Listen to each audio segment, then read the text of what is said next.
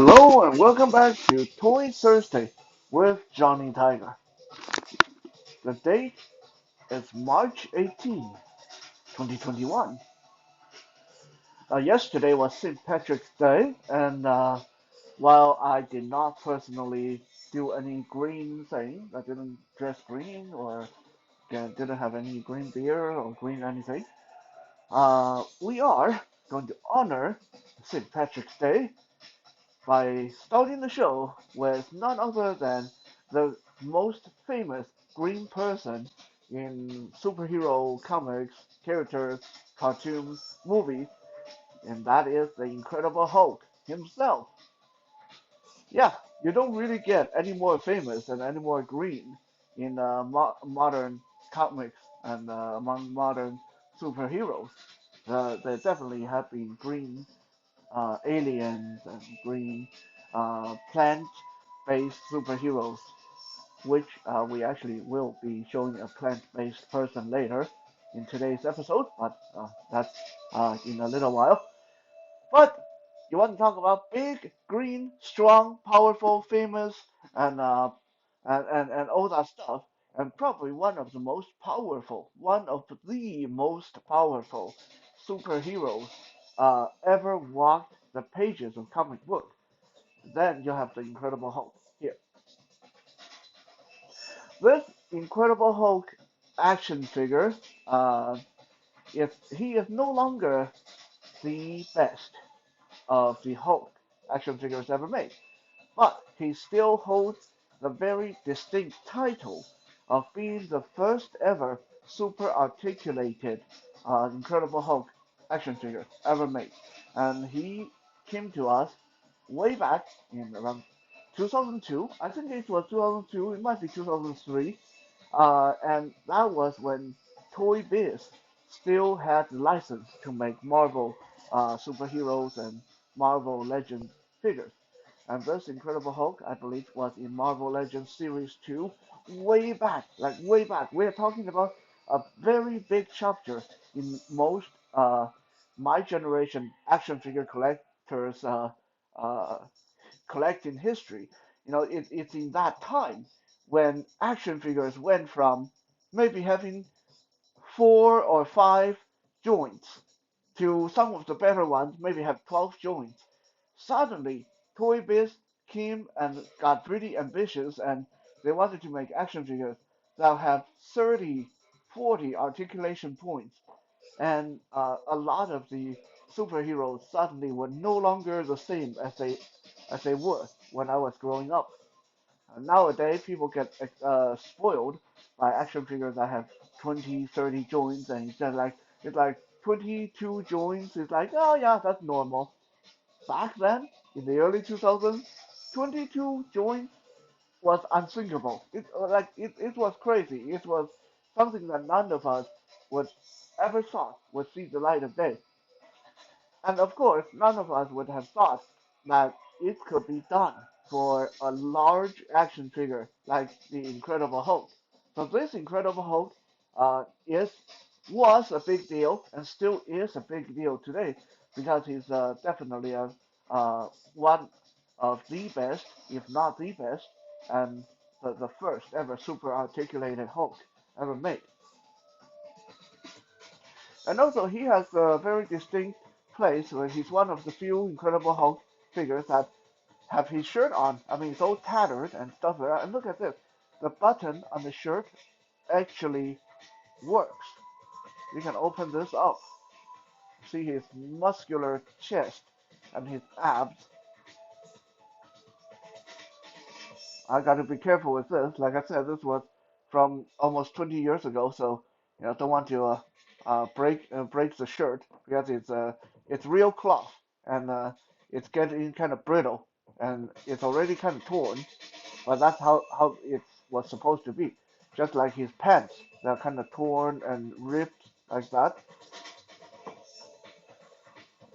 Look at the sculpt and the muscles, all the veins and all the creases and all the details, like just amazingly detailed muscular physique. from somewhere back in the early 2000s. This was definitely the best at his time. And he's quite big too. I don't have my ruler here, but I believe he's about 8 inches tall. So he's not as big as some of the Hulk figures today. But let's put it this way: I acquired this guy almost 20 years ago, and I have since not felt the urge to replace him with any of the newer Incredible Hulk figures, even though they may be better, but bigger, and even more articulated, but none of them is that much better that I feel the need to replace this nice, good old classic Incredible Hulk from the early 2000s. And of course, because he's from the early 2000s, now he's going to cost an arm and a leg if you want to acquire him. But back then, in 2002, 2003, you could get this guy uh, for less than $12. He was super cheap back then. Like for such a large, super articulated figure, he was amazing. Uh, Yeah, the good old days when action figures actually were cheap enough for us to uh, acquire them without feeling buyer's remorse or feeling too guilty about spending an arm and a leg and a kidney on a new action figure to add to our collection. And those were the good old days. I don't want to linger too much on the Incredible Hulk because we actually do have a theme today. Uh, It is, yeah, Irish related. So, but since he's green, big and green, I figure he's good to open the show with. Let me quickly show you guys how articulated this guy is. Remember, this is from 2002, 2003. Just let me show you. He can lace his hand together like this. Very few action figure, even today, can put their hand together like this. Most of them don't even have the flexibility to do that, but he can. Fingers are articulated. Fingers, wrists are articulated. Uh, Elbow articulated. His shoulder can go up and down, side to side. His uh, pectoral are articulated, so he can scrunch his shoulder forward like a normal human being can. Head is articulated, uh, nod up and down, turn side to side. His torso is articulated, can turn his waist, and has kind of a limited forward and back motion. Uh, I just noticed his arms are super long. I think that might be a bit of a weird proportion going on there. I never realized that this Incredible Hulk. Look how long his arms are when when he has his arm down at rest. His fingers almost reaches the middle of his shin. I think that's a little bit too long for arm. But anyway, when you have him posed, you don't usually notice that. Uh, Legs, hip go forward and back.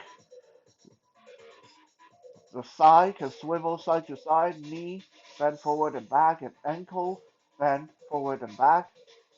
Uh, yeah, so that is one super articulated Incredible Hulk.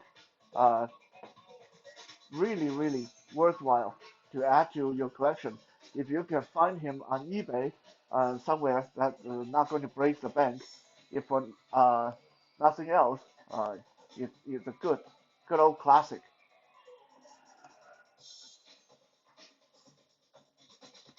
Like I said, we do have a theme for the day, and of course, we're going to be showing a bunch of Irish characters. just to honor the St. Patrick's Day. And without further ado, we are going to start with our first Irish beauty. I don't really know much about Irish culture, really. I know about the leprechaun, and I know Irish women are very beautiful, and I know Irish whiskey are very nice, and that's about it. But talk about Irish beauty. Here is Nina Williams from the Tekken series of video game. This is an old action figure, even older than the Incredible Hulk. This action figure of Nina Williams came to us from 1998, made by a lesser known uh, company called Epoch Toys. She has all the trademarks of action figure of her time, which is to say, the sculptural details are very nice, but she is very limited in her articulation. She has only 5 points of articulation. Her hips move forward and back. Her arms move up and down. Her head can rotate side to side. But that's about it. That's all. That's all she can do. But as long as you don't expect her to be able to break dance on your shelf and get into any kind of different pose, the pose she has is really nice. She is in one of the more dynamic action figure poses I've seen that actually very convincing as a martial art pose. How she has almost the same kind of stance, one leg forward, one leg back, and then she has her hand. One hand can be up, protecting her face, and the other hand is jabbed forward, like she's throwing a number one jab punch. But she has her hand open, so she's stabbing with the tip of her fingers. It's very convincing. As I whoever made this action figure really studied up on her game characteristic and how martial art poses supposed to look. It's really good.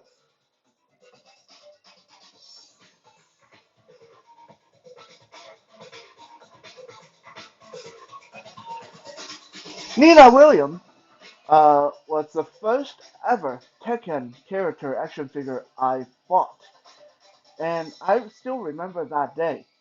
Me and my younger brother Peter were walking uh, at we're walking. Actually, we were in a video game store at Richmond Center, the largest mall we have here in Richmond, and my younger brother, he was looking at all the new games and magazines and stuff like gaming magazines, not pornography. We were in the video game store. Get your mind out of the gutter. And then he turned around and he said, "Holy cow! They have Tekken action figures." And he was like, "Oh, Johnny, you would love these. You would love these. Now you know now you can know what they look like. Now you can know what they feel like." And because by that time, uh, both of us have been playing Tekken for a long time. I started playing Tekken back when it's Tekken 2, and then of course Tekken 3, uh, and then I also went back and played Tekken 1. And even long after I went to college, I continued playing Tekken on my PlayStation Portable. So I played it all the way up to Tekken 6. Now, for those of you who are watching and want to know how can a blind person play video games, that is going to be another topic for another day. It's quite long and involved, but I suggest for you to go to the johnnytiger.com uh, website, and there you will find the Johnny Tiger YouTube channel. Is different from this one. On the Johnny Tiger YouTube channel, there is actually one episode of the Johnny Tiger short video diary where I showed playing an old video game and talked more about it. Now, uh, back to that day. So my younger brother was like, "Oh God, they have Paul Phoenix, they have uh, John Kasama, they have Lin Xiaoyu, and they had this and that character. Which one would you like? Which one would you want to get? Well, I wanted to say I wanted to get all of them, but I was a teenager. Uh, Money was kind of hard to come by at that point in my life. So I said it had to be Nina Williams. It had to be Nina Williams for sure. Why did I insist that Nina Williams had to be my first?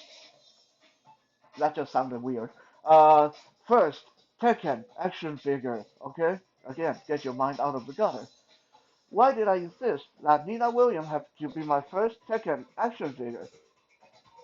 Because Nia Williams was my favorite uh, Tekken character at that point, and you can say she was my main character whenever I play, especially if I knew I had to get serious, if I knew that I had to really be at the best of my game. If I was playing against someone else who was really good, uh, if I had to pick who's going to be my trump card, who's going to be my best, it was Nina Williams. Now, a lot of people were kind of curious why, of all the Tekken characters, why did you get attached to Nina Williams? Why did you? Uh, because it's weird. It's not normal for bodybuilding, martial arts, kind of macho kind of guy like me to want to main a character that is girly or female. Well, Nina Williams, female, she's definitely not girly. Um, this is why. Because for me, as a blind person, to play fighting video games like Mortal Kombat and Street Fighters and Fatal Fury and Soul Calibur and Tekken, for me to be able to always pinpoint what I am doing, what my character is doing, my character has to sound very distinguished. So when you have usually back then that was the case, you would have 10 male characters. Most of them sounded more or less the same because they were voiced by the same male actors. So usually the only time you can tell uh, your character apart as a blind person is if you play a character that sounded very different, like a female character, like Nina Williams, or a monster character, animal character like Rogers the kangaroo, uh, and so on and so on.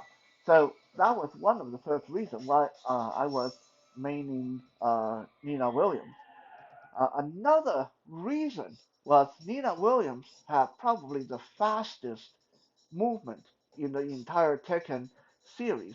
I mean, later on in Tekken 5 and 6, there have been characters that can keep up with her. And of course, there's Forrest Law, the Bruce Lee wannabe character that was really quick as well. But Nina Williams had the advantage of being quick and being very good at her counters.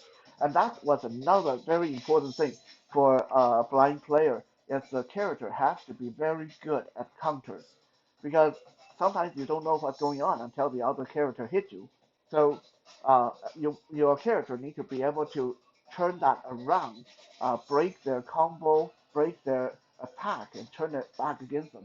So those are some of the reasons why I really became attached to Nina Williams as a character when I played Tekken. Not to mention her attacks were very flashy, very quick, very sneaky, just pretty badass. And I've always had a thing for really badass female characters. As much as a chauvinistic kind of person I am, I do appreciate it when there's a truly badass female character. Speaking of badass, another thing that I've truly appreciated after I acquired the action figure of Nina Williams is that she does not dress silly.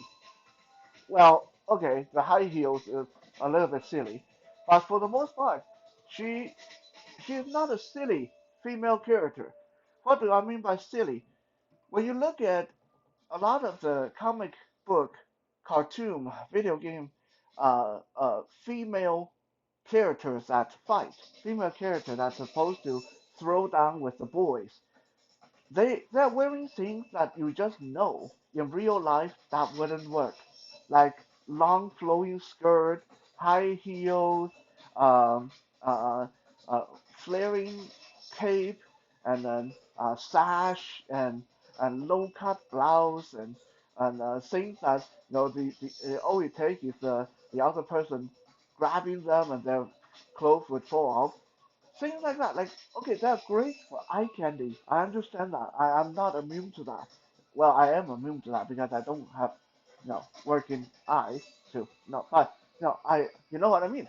I appreciate that they need to be eye candy, but that's silly because that detracts from the whole seriousness of the character. Nina Williams doesn't do that. If you look at uh, how she is dressed, she's got very sensible, long military style pants that doesn't leave anything bare. She's got, okay, she's leaving her midriff a little bit bare, but on the top, she's wearing, again, kind of a very sensible uh, fighting kind of garment. Her whole outfit doesn't really say sexy as much as don't mess with her. She is going to be able to kick your butt left, right, and center. She can move really well in this outfit. This is totally the kind of outfit that I can see that some female fighter can move really well in. I will also call your attention to the sculpt of her arm. She has very defined tricep and bicep. This is also very unusual of action figure females of the time. Back then, most action figure females have stick thin arms and legs and just not much definition. Nina Williams here definitely looked like she lift weights, not like in a steroid fueled way, but she looked like she's someone who's quick and strong, but also at the same time manages to still look feminine. Uh, Her hair is also her blonde hair. For those of you who are blind like me, she has blonde hair and blue eyes. Uh, Her blonde hair is also pulled back into a very sensible ponytail. Uh, so this is a character that, by design, screams she is competent. She she is not here to try to look nice. She's here to do her job, which is to kill people.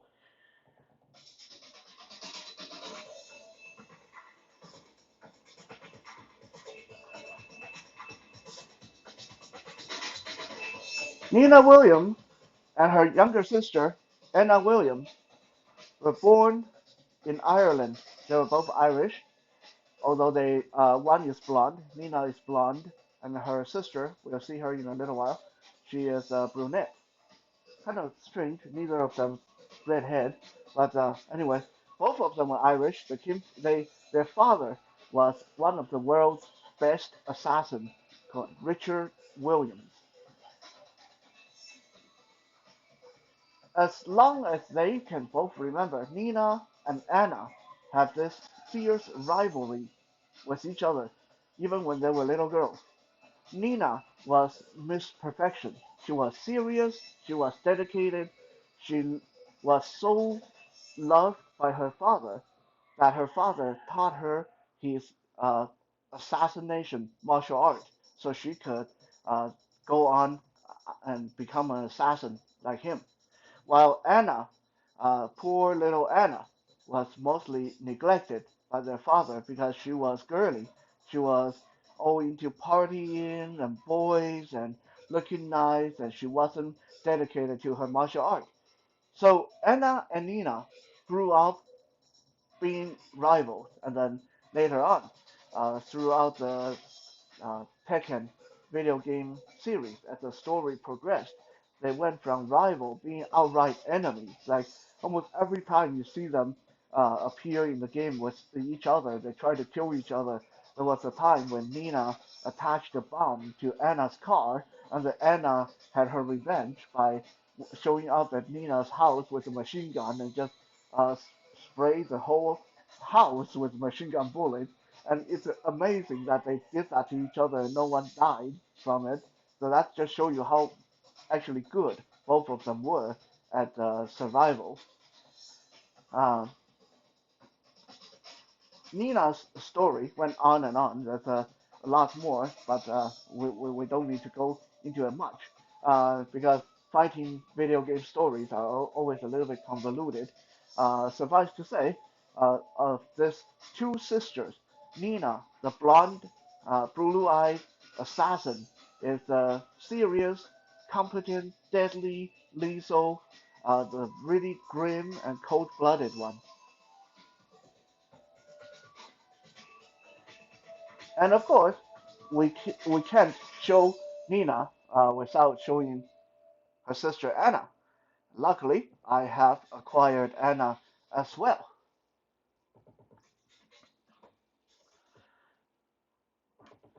Here is Anna. Right away, you'll notice how big of a contrast there is between the two sisters. Like I said, Nina was blonde, and Anna here is a brunette.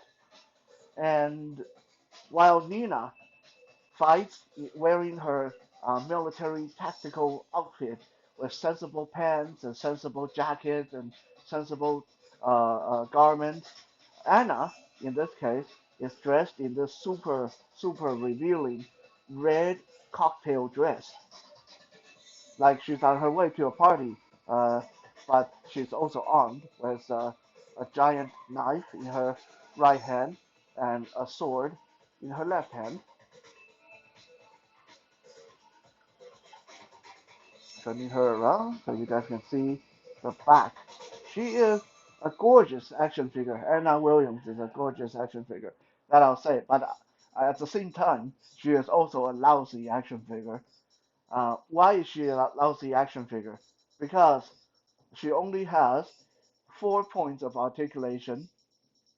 Now, while normally that's not enough for me to condemn an action figure for being a lousy action figure, because she does look very nice. Look at how curvaceous she is in this uh, red cocktail dress with this bow tie in the back and her shoulder and back showing,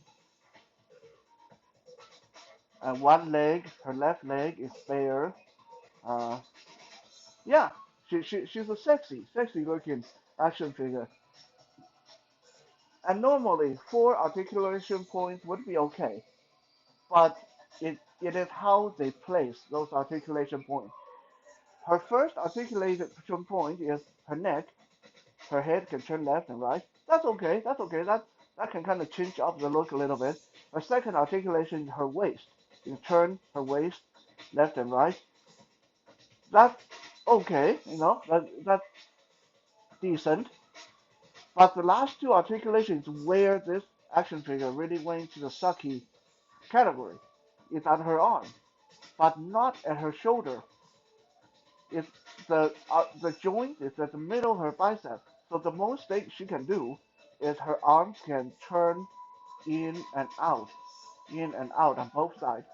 She cannot lift her arm.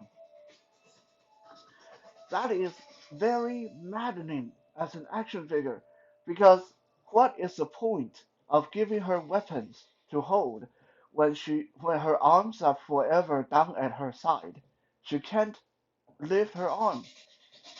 That is like the silliest design I ever seen on action figures, and unfortunately, she's not the only one. There has been a lot of other action figures that do this crazy, doesn't make sense thing with their arm.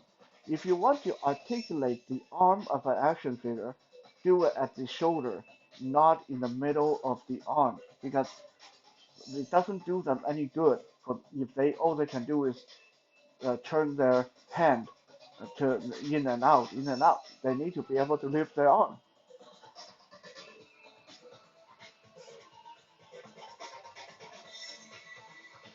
Now, I already introduced Anna in Nina's backstory, but just to quickly recap, like Nina, Anna William was Irish. She is the younger sister. She was the black sheep of the family. She wasn't loved by her father because her father loved Nina because Nina was the little Miss Perfection, was serious and smart and deadly and knew her martial art and practiced her martial art. Anna, as you can see, like cocktail dresses, like to dress nice and like to have fun. So uh, Anna grew up hating her older sister, and later on in the game, she would often be seen trying to sneak up on her older sister and playing tricks on her. Sometimes some of these tricks were very deadly. Um, However, because of their different personality, Nina being the more serious and cold-blooded one, most of the time when you see them interact with each other, Nina really tries to kill Anna. Well, Anna, while she appears very vicious as well, most of the time she tend to just uh, uh, run away, and she doesn't seem to want to fight her sister to the death as much. So she seems to be a little bit more gentle, a little bit kind in nature, despite she kind of has this uh, kind of undeserved uh, reputation for being a bit of a slut in the Tekken serial game. Most people don't take Anna seriously because she's the what I was talking about. She's the eye candy. She's not very good at fighting. She's not all that incredible. She just looks nice, and that's basically her only function. That seems to be the only function of her action figure as well, and at least in that, it succeeds. Uh, Despite of being stuck in this pose, she does look very dynamic, very alluring, and it's a very nice little plastic statue on the shelf.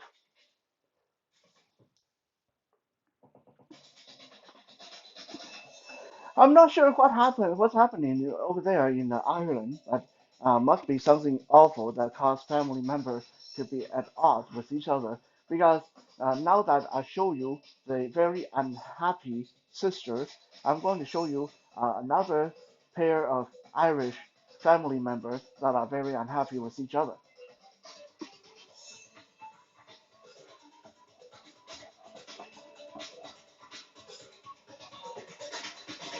I wonder how many of you recognize this guy. I mean, he has a very iconic look. He has red hair, green underpants, yellow spandex, and ribbons connecting his arm to his leg, making him look like a kind of a human flying squirrel. Now, if you know this guy and you say, "Oh, that's Banshee," then you're right. Who is Banshee? Banshee is in the early day of the X-Men. Remember in last week's episode, I talked about how it was a little bit obvious when in the early days of X-Men they just tried to do this, or we should include everyone in the world thing. Well, Banshee was the team's token Irish character, and he's as Irish as you're going to get. His code name is Irish mythological creature, the Banshee. He got red hair, he got green underpants, and he's got a hairstyle that looks like what's typically imagined for Irish people back then.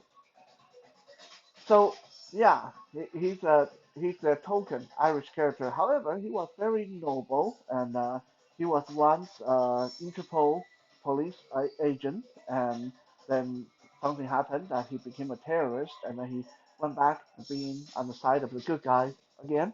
At the end, he died a very heroic death, trying to save an entire airplane full of passengers with his power, and unfortunately he failed, and everyone died, including him. But it was a good attempt, nonetheless.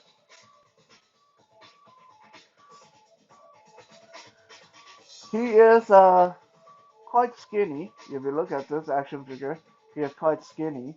Um, and honestly, the design is a little bit silly. Uh, you know, why would you have ribbons attached to your arms and legs like that? Well, I know why, because he used those to help him fly when he needs to fly. But it's just a really silly design. I can't imagine him walking out on the street looking like that, and not get laughed at. uh, so who is Banshee really? His name is Sean Cassidy. Sean Cassidy grew up in Ireland with his cousin Thomas Cassidy. Um, Long story short, Sean and Thomas fell in love with the same woman, and Sean went away to do some work, join the army or something. I can't remember what he went away to do, but when he went away, he told Thomas to take care of his wife, which is a little bit silly when you know that your cousin secretly lusted over your wife. But anyway, he did. He told Thomas to take care of his wife, and then while he was away, the his wife died during a terrorist attack, and when Sean came home, he blamed Thomas for not taking care of his wife. And so, in a fit of rage, he attacked his cousin Thomas and threw him off the side of a cliff and ran away. Now, luckily or unluckily for Thomas, he didn't die from that. He broke his leg, and then he swore vengeance on Sean Cassidy ever since. And later on they became on the opposite side of the law. Sean Cassidy took on the mantle called Banshee. He was a superhero, and often he was the second in command on the X-Men, while Thomas Cassidy, now known as Black Tom Cassidy, became a supervillain. What is Banshee's a superhuman ability? Well, he can project sonic waves with his mouth. He has a sonic scream, so he can scream someone to death. In other words, he can use his voice to cause a lot of damage to properties and people, and he can even use his sonic scream to propel himself through the air. That is how he's able to fly. Um, so yeah, he's a screamer basically. That's who Sean Cassidy, aka Banshee, is. Now let's look at this action figure. This action figure is also quite old, although nowhere as old as the Hulk and Nina and Anna Williams. This action figure, if I remember correctly, came from around 2013, so almost 10 years ago. And unfortunately, he's just not very well made, despite being newer. Like I said, he is extremely gangly. He's very skinny. I don't know if he's supposed to be this way. Uh, and the most glaring problem with him is I don't know if you guys can see on the camera, but his neck is way too long. Like he looks like a giraffe. It's just crazy why they made his neck like this because yeah, his it's just a really awkward looking action figure with a big head, a head that's too big, a neck that is too scrawny and too long, and overall just not a very impressive looking action figure. Now, I don't know if that's how he actually looked like on TV or in the comics, or maybe some of you can let me know. But as far as the action figure goes, he's not very good looking. He's not very impressive. He is quite articulated as the neck, head can nod up and down, turn left and right, shoulder. Whoa, these are some stiff shoulders. I'm not going to force it because it's an older action figure. Don't want to break it. Shoulders can move up and down, in and out. Bicep can swivel. Elbows can bend. Wrist can turn. Body can crunch forward and back, turn side to side. legs can move forward and back, in and out, knees can bend,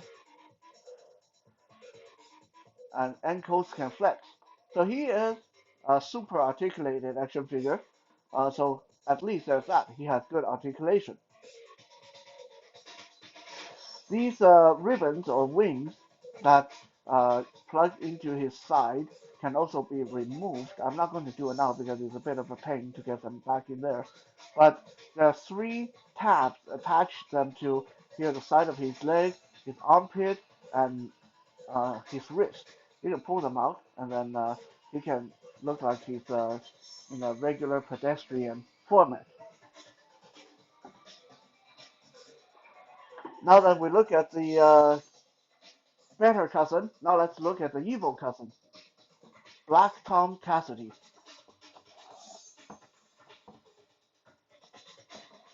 For those of you who watched the Deadpool 2 movie, Black Tom Cassidy should be a name you recognize. He's the Juggernaut. Juggernaut. God, he's Juggernaut's only friend, like best friend. And he's the guy they tried to rescue in Deadpool 2. Uh, but they didn't really talk much about Black Tom Cassidy, so we're going to talk about him here. But first, let's look at this action figure because he actually looks quite cool. Um, he is one of the figures that was in a birthday gift given to me by my beautiful, intelligent girlfriend in 2020. He had he's dressed in red and black, so right away the color scheme is better than his cousin.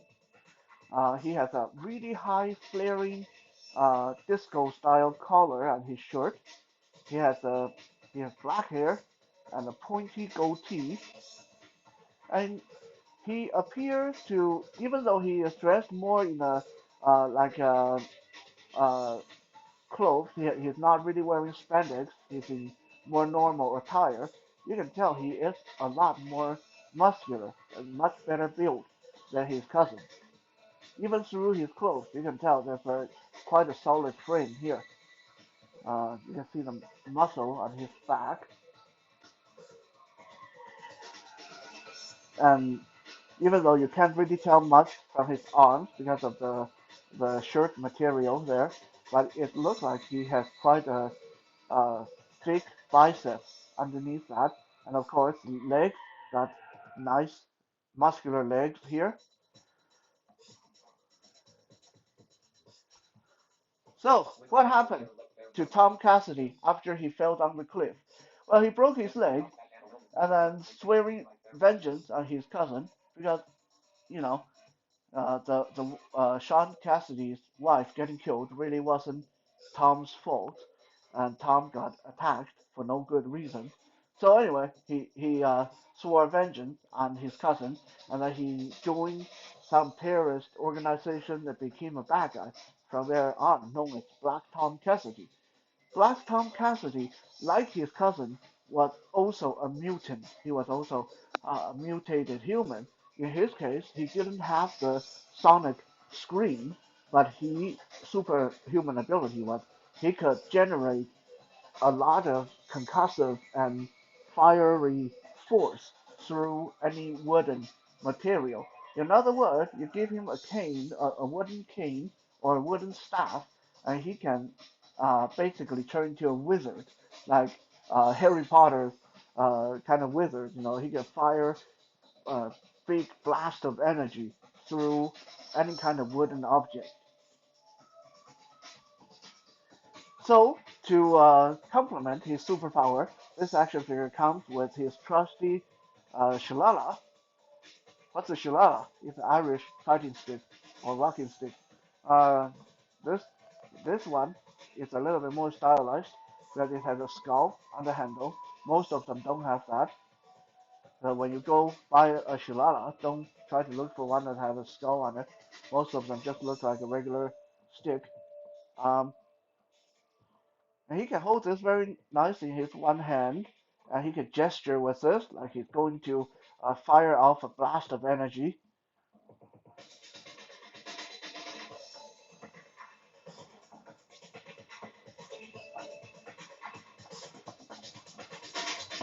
Black Tom is one of those characters that actually was quite interesting in that um, his superhuman ability actually changed somewhere along the line.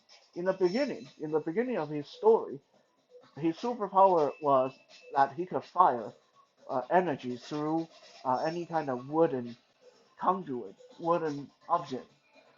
But then one day, when he tried to give himself up to the good guys, he actually had a change of heart. He said, "Oh, maybe I should turn myself in." And then what happened? He decided to turn himself in, and then one of the superheroes, Cable, you guys know Cable. He was in Deadpool 2, the tall, grim soldier, super soldier from the future. Cable took it into his head that he was going to shoot Black Tom Cassidy in the head, even though he already surrendered. So Tom Cassidy got shot in the head and then got rescued by Deadpool. And Deadpool, trying to save Tom Cassidy's life, took him to France. And then in France, he got operated on by a doctor there who tried to save his life by bonding a special kind of wood to his nervous system. And from that point on, Tom Cassidy became this weird tree, half human creature that was extremely violent and unstable. And it wasn't until much later in his story that he was finally able to get reverted to his normal human look, like the way he looks now on the video. So yeah, as a character, he's a little bit more complex. He definitely had his ups and downs, despite of being always being kind of a minor league supervillain. Not many people know much of anything about Black Tom Cassidy other than he's the best pal to the incredible, unbeatable Juggernaut. Uh, so he's kind of unfortunately always got shadowed by Juggernaut, but he is an interesting character in his own right.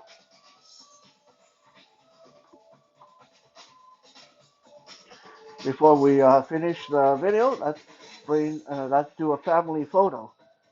Here is the unhappy Irish cousins, Banshee, Black Tom, Cassidy, and the unhappy Irish sisters, Anna William, Nina William.